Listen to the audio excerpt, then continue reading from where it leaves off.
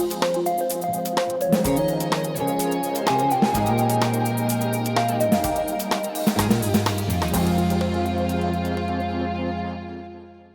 right, well, this week we're going to talk about the seamy underbelly of economic success. That would be traffic, congestion, and a lack of affordable housing in Palo Alto. And both of these issues have kind of come to the fore with some organizations, some groups kind of pushing for different agendas on that. We'll start with traffic.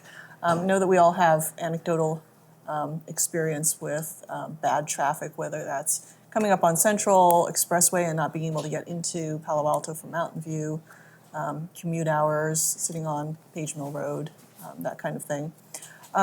But why at this point, Gennady, are there two different traffic management groups kind of coming to the fore? Like, have we reached a tipping point of some sort, or what's going on with that? I think we have reached a tipping point, and earlier this year, when the council was setting its priorities, they recognized that the city has reached this tipping point. When they looked at the surveys of residents, where everybody is kind of naming traffic and transportation and parking issues as their number one problem, and the council added to their priority list, there's that recognition. And in Stanford Research Park, where companies are having a hard time competing for workers because of all the traffic mess, the large employers came up with a similar problem. They also see traffic as a huge problem. And so there's also a tipping point over there. Yeah. And so as a result, those two management associations that you mentioned are just kind of starting to form. Yeah. One in downtown Palo Alto and the other in Stanford Research Park. Yeah, so Palo Alto, downtown Palo Alto seems to have had a longer lead time. Maybe not. Maybe we just haven't been hearing about Stanford Research Park. Yeah, okay. One thing that I'm really surprised about, since you mentioned the research park, is that people would actually not come to work here in Silicon Valley or in the research park because of traffic. Oh, I believe it. I mean, it's not just Research Park, it's also City Hall. I mean, we've heard City Manager Jim Skeen and other people talk about it for a few years, how the city's having such a hard time recruiting people. Yeah. I mean, I take that at face value. I mean, I sit in traffic a lot, and I know that just last year, when the utilities director retired, right, her main reason was just basically she got tired of sitting in traffic. She was commuting from East Bay, and it became too exasperating. So I think the recruiting challenges are very real. Yeah. We've also heard of other employees who were from Santa Cruz, for example, making the trek up just because of the housing issue, which is we'll talk about in a bit, but the affordable housing and not wanting to combine the commute with the cost of living. Well, it's even really difficult.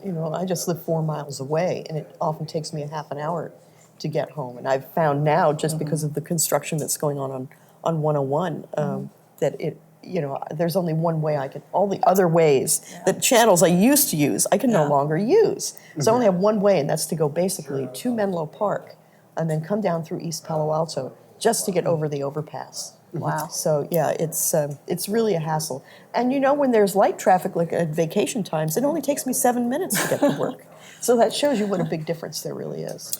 Yeah, and as part of the new Downtown Transportation Management Association, they're going to be unveiling all sorts of initiatives in the next year or two, and one of the big ones that they're considering is a city shuttle, expanding the shuttle routes. There already is a shuttle, but it's basically 3 buses, and hopefully they might have a route to East Palo Alto or something more convenient that could help commuters like you who live really nearby but have to spend 30 minutes getting home. Yeah, that's an interesting thing that you brought up, because for most people, taking public transportation has not made a whole lot of sense, either because of the reach. You were just mentioning the Palo Alto shuttle. There's the crosstown route and the Embarcadero route. Well, we can't get from here down to Midtown terribly easily on the Palo Alto shuttle. I mean, we have to go up to downtown, and then we have to go back down in order to catch the shuttle. So there's that factor. But now, because of traffic, there aren't that many routes either to get to where you want to go. Right, and there's another factor too, and that's the whole way that business, as we've talked about before, the way that businesses are setting up their employees. It started with Facebook basically, where you have so many more employees in a smaller space that really wasn't designed for that many people. And Stanford Research Park really wasn't designed for that many people. So does it make sense also to put commercial areas or R&D in areas like East Palo Alto, where they have a business zone that they haven't been able to build on? They haven't been able to get the money together for that since the redevelopment funding has disappeared. Does it make more sense to put some of that over there?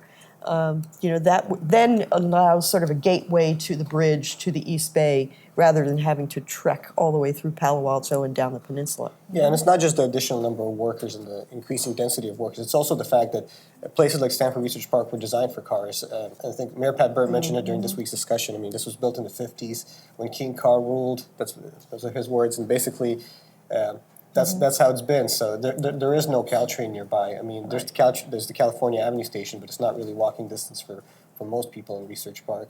So, which makes it, all the more challenging. Yeah, and the frequency of stops that Caltrain makes at California Avenue is far less frequent than it makes to downtown. But Exactly. I see a whole lot of people from the Research Park just piling onto buses, private buses, going up to Page Mill Road in Hanover and what have you. So Yeah, and it sounds like there's a pent-up demand. Yeah, and you'll probably be seeing a lot more of that. And there's quite a few shuttles also going from Research Park to University Avenue at the Caltrain station where there's baby bullets and more frequent service. Yeah. So I was looking at the survey that the TMA did in downtown Palo Alto of employees. So that was conducted last year. There were like 1,200 employees. And there's actually, relatively speaking, a pretty good solo commute rate. Good in terms of how low it is compared to the average. So the average nationwide seems to be like 76% of people drive solo, and then about only 55% in downtown. But what were some of the highlights of that survey? Because you may have a number, but the strategies for solving the problem really have to come from knowledge of who exactly is commuting, driving alone. Yeah, and it's not just compared to other communities, it's also compared to areas within the city. I mean, downtown Palo Alto has a much better solo commuter rate than even Research Park. Research Park has like 70-80%. Really? Largely because so many people come from San Jose and there's more sprawl. There's the first mile problem becomes more pronounced. In downtown, you have more startups, more younger workers, more people from San Francisco who are more likely to take the train. So it's 55% in downtown Palo Alto, which is, it's pretty low. And there's some good news and some bad news from that survey. I mean, on the one hand, the fact that you're starting from a very low baseline makes it really hard for them to achieve a 30% reduction, which is their goal. And there's also a lot of, but the good news is that you already have a good rate, and that especially among professionals, young professionals, like office workers, 49% of those who basically are currently solo commuters said they'd be willing to consider other means. So there's still a lot you can do. But So you still got half. But the bad news is that about 75% of the people in the hospitality and restaurant industry, people who have maybe multiple jobs or odd hours, they have a rate of like 75%, which is significantly higher. So they'd be a tougher group to reach. Yeah, matching them up with a public transportation means transportation has to be available at the odd hours, but it also has to be a lot less expensive. Yeah. For a lot of people, it would actually be cheaper if they could afford a car initially, because then after that it wouldn't be quite so expensive for some people. You'd also need a lot more coordination to achieve critical mass. You probably can't have a shuttle for one or two workers who leave like at 2 a.m. or 3 a.m. But if you have a coordination among many businesses, it's possible to get something going, which is part of the thinking behind the Stanford Research Park Association as well. Yeah. So let's talk about some of the things that either are being done. Well, let's start with what is being done by the individual companies or downtown, and then what are they looking to add to this effort. So would you like to start with downtown or Research Park? Because they're two pretty somewhat different, slightly converging efforts. Let's start with Research Park. Okay. Well, Research Park has been doing stuff since many of the companies have had TDM measures, transportation demand management measures, since like 60s, 70s, 80s. But things like offering bike lockers, private shuttles, things like that. What's new now is that the fact that they're teaming up. Like starting in January, you had 12 largest employers who represent about 75% of the entire workforce of the Research Park. They all kind of came together, formed one group. I don't think it's technically a TMA like the downtown one, but it has the same function. They meet every month, they talk about strategies, talk about ways to kind of pool their efforts. Maybe if you don't have a critical mass for a shuttle, Maybe if you join with 3 or 4 or 5 other companies or open it up to the entire research park, suddenly you do have a critical mass and it becomes much more cost effective. So you're talking about shuttles to like San Francisco or Fremont or Yeah, where have like you? new routes. Like one thing that they were talking about is that they plan to unveil soon is a shuttle going to the west part of San Francisco, which it's currently really hard for people in that area to take Caltrain because Caltrain stops all the way in the east and it would probably take 3 hours, and it's just not feasible. Right. And and if you have like a critical mass of people from all sorts of research park companies, who are able to take that could be a feasible alternative. Yeah. And they also have other things that are new happening that'll be happening like just within weeks. I think in April they're planning to unveil their trip planner program, which is basically if you're a worker at the research park and you want to switch from cars to something else, there's like an easy software thing you could just go on, see who you could carpool with, see what the shuttle schedule is, kind of easily design your trips. Okay. Just like through an interactive Yeah. way. So that's also new. This new carpool service, this company called Scoop, Yes. which actually both downtown TMA and the Research Park TMA are okay. pursuing, and they actually might pursue it jointly later this year. It's one bit of synergy between the two organizations. Yeah. And that basically allows you to plan your carpools like one leg at a time. Like you don't have to commit to who you're going to go and who you're going to come back with because you might have different hours. So It's like an instant carpool.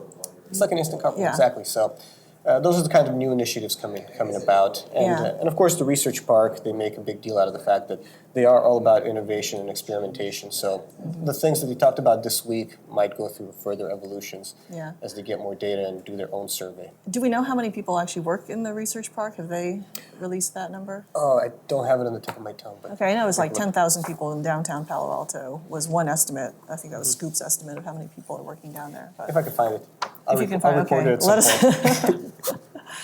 Thousands upon thousands. Yeah, it's quite a few. Yeah. It's the largest employment base, Well, obviously. is it time then also, if we have these areas, let's say, that are areas where you have large populations, let's say downtown, large populations of workers, and then also Stanford Research Park, should we have sort of a spur or a node for Caltrain that would just eventually just drop people right off there? Because all the shuttling that we talk about, really is about shuttling people around, as opposed to depositing them directly somewhere. So we've really had this huge failure regionally So and you're talking about locally. building new train tracks? Yeah. Why not? Why not? I mean, look at New York City subway system. I mean, you could have something that is just that takes people. You don't have to have an entire route down, but just sort of a spur that takes. I people can't imagine off. how many billions of dollars that would cost, and not to mention the fact that I don't think Palo Alto has the kind of density that New York does to be able to have that kind of thing. I mean, you'd have. But it's not a matter of Palo Alto's density. It's a matter of all the people commuting in from various areas. So my question is really, I mean, we're not even looking at just today. Look 20 years down the line. How many more people are we going to shuttle? Are we going to start considering really a more regional approach to transportation that would just be, even if it costs millions and billions of dollars, it's going to cost that anyway. That reminds me of the yeah. guy who was trying to forward this individual pod car initiative, and particularly in Mountain View, because Mountain View has the same situation where you've got Caltrain, you've got downtown Mountain View, but then you have the research park or the research area, the Google area, the tech area over there. And I know the city council was entertaining some idea of having these pod car, which is kind of like a monorail, which would Right. be a lot easier to build than a Right. railroad. Yeah, I'm just car, I saying, think even of. if it's Well, not, there's even stuff if it's being not a trailed. railroad, just some other form of mass transportation that doesn't rely on the roadways. I mean, you're thinking about even, we're putting big buses on the road and shuttling people back and forth. That's a huge strain on the infrastructure. All you have Well, to if you do take is a bunch of cars off the road, that kind of helps reduce the strains. That's the whole point of having big buses. But you just have a massive, I mean, yes and no, because you still have a massive vehicle with a lot of weight that churns up a road. Anybody who lives anywhere near a commercial area, like a mixed-use commercial residential area, can tell you, you just bring in a truck that's making deliveries, how fast your road goes downhill. And I'll tell you that because I live near one. And it's like, they just destroy the roads. And who's responsible for that? Well, I think you have to crawl before you walk. I mean, you see how these projects go with things like high-speed rail. They take decades. We don't even know if that's going to ever happen. I mean, Right. they got the first segment planned. And if you're talking about something like that being pursued by 9 Palo Alto officials with a very limited operating budget that's going to take 30, 40, 50 years and probably going to take lawsuits, I mean, Well, yeah, lawsuits I don't think factor. pursuing that kind of a solution is going to really ameliorate the concerns that people have today. If they want to see a solution within the next year. Yeah, I think the the heart- regional solution well, is the the heart thing of- is we can't just rely on Palo Alto alone. Well, the heart of what you're talking about really is efficiency. Yeah. I mean, efficiency, if you still had people going on the roads, but there were 5 people per car instead of 1 person per car, that's a reduction of, by 5 times. You're not going to have 5 cars, you're going to have 1 car with 5 people. I mean, there's a reduction there. And I think that some of the efforts that are being proposed, 1, actually would take cars off the road. And then 2, the scoop idea is kind of interesting because it's the traditional carpool. People have different views of carpools because you have to kind of coordinate with other people. Depends on the music taste of who you're carpooling with. Yeah, you might want to bring your own iPod and listen to that. But I think what they're trying to do is kind of increase the efficiency. Now, that won't do anything about trucks that have to make deliveries that are, churning up the roads, but does that reduce the number of cars that are regularly going back and forth on a road and causing the congestion? We'll see, And I do think the city council is engaged in kind of the long-term planning. Like, they're heavily engaged in trying to get Caltrain grade separation, Sure. which would reduce traffic significantly in areas where there's grade crossings. I mean, high-speed rail would be passing through Palo Alto, so those projects are there. But to say that you shouldn't be focusing on giving people immediate help because I'm not saying that. because there's these things we could pursue that could be built in 50 years. I don't think it's really an either or. Believe me, I'm not saying that we should just ignore it. Okay. That we should, yes. I'm just saying that I believe that it's very easy for us, as we always have done in this town and in other local towns, to just kind of look at things in this, this sort of little bubble. Okay, we're going to use the newest technologies to improve things, and it's really, I think at a certain point it hits a wall. It hits a wall because we're on a peninsula, we have a very limited amount of space, and we have these big plans to bring in a lot more people. And it's always a matter of building. So I don't think that I think at a certain point, even these efficiencies are not going to be enough. And so I really do believe that we have to plan really long-term and start now. That's all. Okay. Well, I think we'll have to Don't see. disagree. I mean, I wouldn't dismiss efficiencies quite yet before we've actually seen how well they unfold. Yeah, and you have examples from like Stanford University where they were successful in, getting their drive alone rate to like 40% levels. So, and you have other TMAs where this exists. And if downtown Palo Alto were able to achieve that and kind of, reduce by a third the amount of traffic, I mean, I don't think that's an accomplishment you could easily sneeze at. Well, that brings Yeah. up another topic, and that has to do with parking. And even though we're reducing that, we still have this massive problem. I mean, you can't find a parking space in downtown anymore. It's not even worth for me to go shopping there personally, and I've heard this from a lot of other people.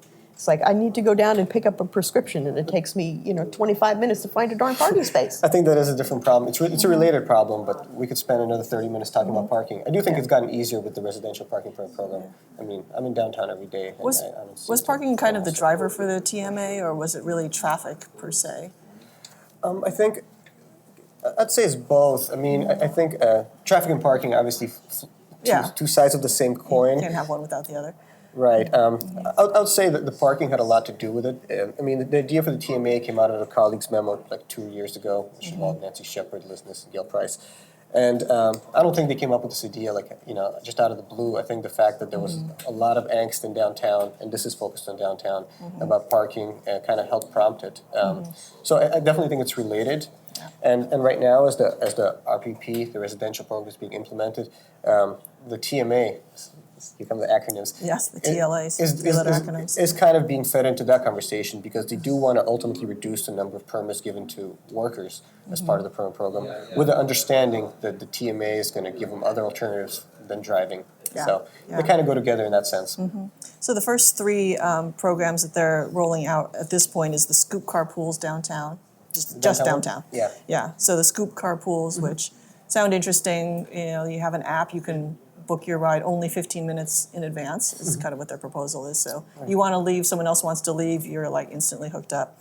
Also in Charleston, they're doing a scoop, and they use all electric vehicles, so I'm wondering if that's going to factor in there anyway. Caltrain subsidies for low-income workers. Right. That is complete 100% subsidy if the person's willing to take Caltrain for 3 times a week. And it's only a 6-month pilot, so we'll see how that goes. I kind of wonder, well, what happens after the 6 months? Is the city going to renew a 100% subsidy, or, I mean, the TMA, not the city specifically? Yeah, it's a pilot. I guess it depends on the results if people are using it. Yeah, and then shuttle marketing, which I'm kind of wondering about. Well, marketing the existing program is one thing. Adding more shuttles would be actual, like. And I feet think on there the was a ground. general sense by the city council that these proposals are sort of underwhelming, because even though the downtown TMA has been kind of doing its thing for over a year now, the general feeling by the city council is that it's been operating under constraints that aren't really there. The council was very willing to throw more money into this association. Yeah. They're like, come back with something bigger. We want employers contributing a lot more, like the employers who are part of the TMA board. So they wanted to be much more ambitious. And I think the big problem with the city's process is that all the discussions have been happening like away from the council. It's sort of like the comp plan process in a way. Just throw in another complexity. It's one of those things where you have this huge complicated process that's set up completely without council's involvement and kind of goes in a direction that the council doesn't really agree with. And by the time they figure that out, like years have passed and they have to recalibrate, which is part of the reason why the Stanford Research Park effort is it's so much quicker to Ramping up implement. quickly, yeah. They have Stanford University, the one landlord who's willing to give them money to do these things. And so in like 6 months, they've done like a ton of things. They've already negotiated with VTA to get discount bus passes to all the employers of the research park, which wasn't an option before. Pretty amazing, the price differential. It's like $90. $90 Yeah. to $18. Yeah. So that already is a huge accomplishment by Stanford Research Park. Yeah. It'd be interesting to see if the downtown group could replicate that, so that kind of pool all the little employers, the small companies, the mom and pops, and let them kind of collectively buy passes in bulk for much cheaper. That would be an interesting challenge for the downtown TMA. Yeah, it does sound like they have the bigger fish to fry downtown with all the different Because stakeholders. you have the politics, you have the city council. I mean, you don't have the same kind of certainty about funding source because nature of elections and different members coming in and out. So you don't have one landlord. You have many different types of businesses. In some ways, the downtown effort is much more complicated. There's more factors, but we'll see how it goes. Okay. Well, let's turn our attention now to housing, and there's a group that wants to have this issue moved forward, and that would be Palo Alto Forward, the citizens group. So where are we going with that? Yeah. So there was a petition that was mounted and signed by a whole bunch of people. Who are those people? It's like 1,030 people. It's getting harder and harder to say it's just young professionals and millennials calling for housing when you have the Palo Alto Forward. Their board of directors, by the way, is not all millennials and young professionals. Let's get that on the record. Steve Levy, Dan Morin, these aren't young professionals. But, so 1,030 people, I believe, roughly. Possibly more now, but it does include many young professionals and many millennials, but also 8 former mayors, tons of former planning commissioners, ARB members, housing advocates. Some of the recent mayors include Peter Dreckmeyer, Sita Espinoza, Nancy Shepard are all assigned this. Lainey Wheeler, going further back, Lee Levy, who's not a millennial. It's become quite a big coalition. So it's. Are they united in what they want, or? I mean, the idea was to fix Palo Alto's housing crisis. Do they have a platform? Do they have specific policies they want to see, set forth? They do have a bullet point list as part of the petition, so it's more than just like a blanket statement. Things like encouraging more micro units and co-housing, kind of building things near transit-rich zones. Sort of some of these less controversial proposals that have been kind of hovering around for years. Yeah. So that's part of the petition that they all signed. So I'm guessing these are the kind of things we'd like to see. Yeah. And they've also mentioned a number of things that might be controversial in Palo Alto, and that was more granny units and allowing people to build housing that would not have any parking spaces at all if it's in a downtown area, for example, and would just be for people who don't drive. That's actually an excellent point. When I say less controversial, it's all extremely relative. Each one of these proposals will be extremely controversial. I'm just saying they're not talking about let's build 10-story building at 27 University, say, or things of that nature. These are things that are kind of more within the means of the current built environment. They're not proposing any giant new skyscrapers, but they're just granny units. Yeah. Right. It was something that would spread it more laterally than vertically. Right. Yeah, the thing about the parking regulations is, I don't quite understand, I would like some clarification. Are they saying that they would build housing, or housing would be built for people, and those people would like not be allowed to have a car? I mean, can you actually allow someone not to have a car? They're exploring that. I mean, we had Corey Wallback here a few months ago talking about this proposal, which he's been talking about. You could have it like written in the lease or something or whatever. So I guess it is possible. It would have to be pretty close to a transit node. And people who support that, inevitably point to statistics saying that millennials drive less and things like that. Yeah. I'm kind of skeptical. I mean, not about the fact that millennials drive less, but about the fact that the people who will be living in these homes will not own cars. They'll probably just park. I mean, Yeah. at least some of them. It's kind of Yeah, I mean, I think we all agree that, I mean, if you're near transit, it's more likely that you would take transit, or that would be the hope, and that makes a lot of sense. But actually preventing people from having cars, or having them agree to not have a car, I guess that's more the point.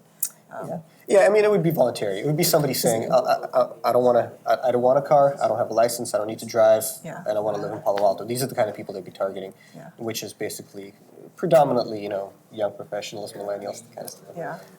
I was also struck by the micro-housing suggestion that the city staff would like the city to explore. Micro being like 200, 300 square feet. Yeah, tiny little houses. It's, tiny.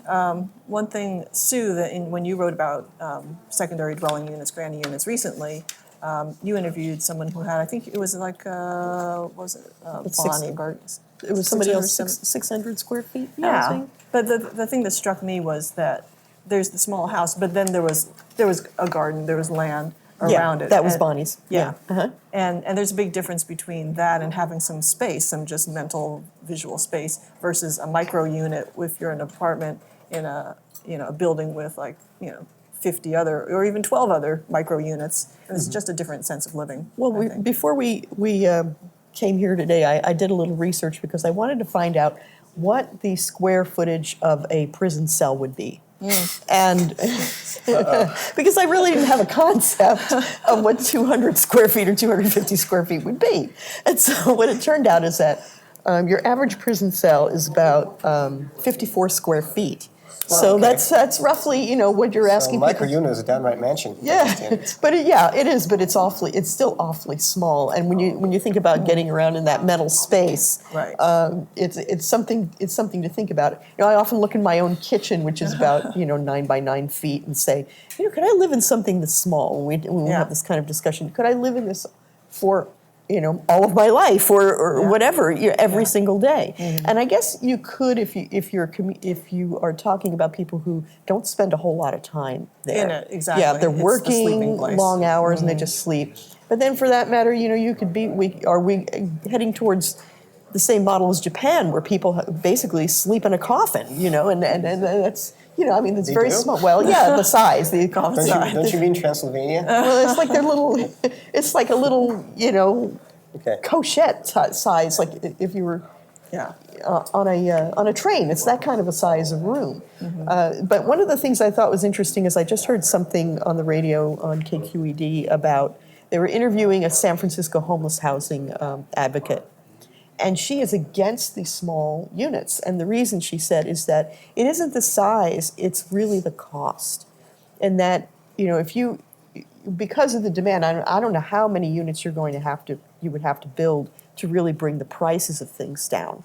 And that was when I discussed this with some tech workers here on California Avenue and asked them whether or not they would be willing to move near mass transit, over on Park Boulevard. They said no. They said everybody makes the assumption that we make a lot of money and that we could afford to be here. But they said, one person said to me, you'd have to build a 50-tall story building to have enough housing to accommodate and bring the prices down. And really, once again, it had to do with the cost. Yeah, but the city of could make living. them affordable housing. That's one thing. Yeah, that would I have to mean, be an intentional decision. It would be Yeah. an intentional decision. I mean, if there's like a mixed-use building that has say office space at market rate and 100 units, 100 micro units, the developer has to build at affordable housing Right. to get the building approved. I mean, that would kind of take care of that. And I also think that humans are adaptive creatures, and I think that as far as having small housing is, not all of them have to be like coffins or prison cells. I mean, one of the things being explored is co-housing, which is basically you have a very small private space, but there's also a big common area and kitchen, so you could walk around and spread out. It's just your own bedroom is very small, and kind of centered around these common areas. And I don't know, that's one of the things that is in the staff report that, part of ideas that are being explored. Yeah. So it doesn't sound prison-like. It sounds These are kind of some, pleasant. yeah, these are some interesting ideas. I mean, some of the other ones out of the 8 that I think that were in the staff report have to do a lot with the more wonky issues of density allowed for office space to discourage office space, density allowed for housing to encourage the construction of housing. I like the idea of if a property owner has small lots, then combining all the lots, into a bigger parcel. It's especially big in El Camino, right? Yeah. Mostly even pushing that, because there's a lot of small lots and weirdly shaped lots that make building, real housing developments quite a challenge. Yeah. And so there was also a suggestion of where housing could go.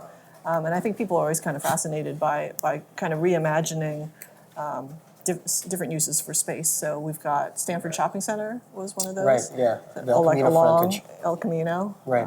Housing there. Palo Alto Square, which we know was sold recently, I believe. Yeah, There's changed hands. definitely a change there and ripe for redevelopment. Where else was there? I think Those are the two main, I mean, the... Fries.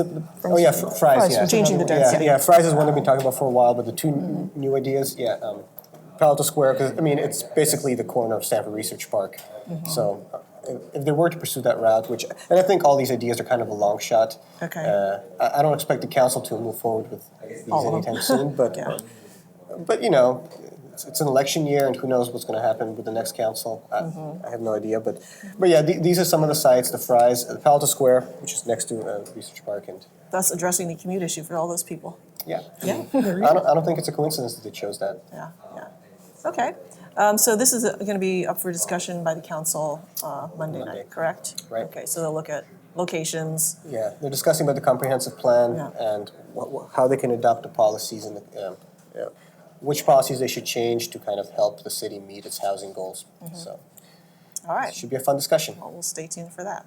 And this was a particularly rousing discussion today. Thank you. Thank you all. Traffic and housing, it affects us all. It does indeed. Well, if you have any comments on traffic or housing, you can post them on Town Square, which is at paloaltoonline.com/square. Or just check out the news on Twitter at Palo Alto Weekly. We'll see you next week.